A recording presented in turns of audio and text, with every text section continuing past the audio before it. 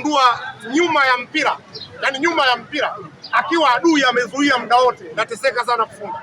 Wewe hatuwezi kukubaliana Yanga watakaa kama walivyokaa Polisi. Ni kosa wachezaji wa Simba wakafunguka. Libase umwambii kitu kwa wachezaji watatu. Umenielewa? Aura unamfahamu tabia yake. Mwamba bahati mbaya alipita katika msiba, Mwenyezi Mungu alipanga, tumemfariji saizi katulia. Mpanzu naye wachezaji wawili hawamwambii kitu.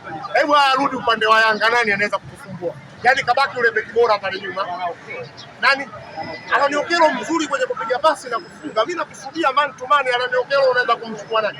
Siku zile ulimkuta Mwamba kateleza uwanja una maji. Sasa hivi hamna msimu wa mvua.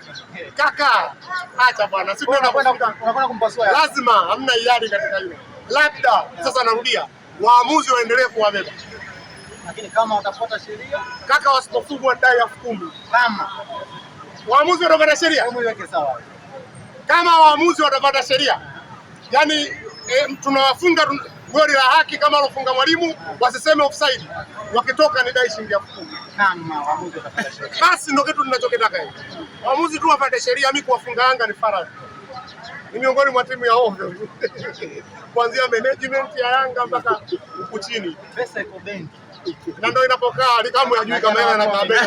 Kumbe Alikamwe hajawahi kumiliki hata milioni 5, hajui hela inakaa benki. Yaani Mohamed hela yake unaiweka wapi? Ukiweka gorofani watu watatoboa. Alikamwe yule hajui kama hela inakaa benki. Hela inaishi benki. Sasa pesa iko mfuko wa shati kwao. Upi? Asio hela haikai.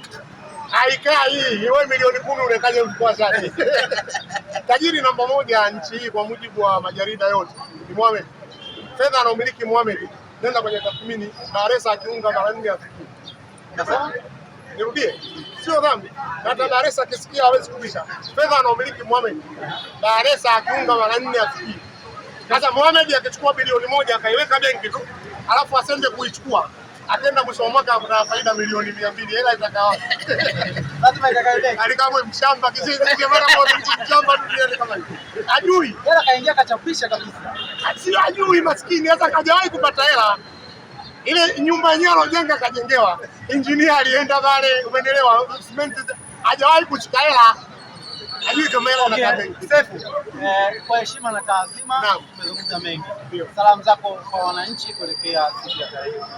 Wawe na subira, yani wavumilie kwa sababu tunachoenda kuwakuta sio kizuri.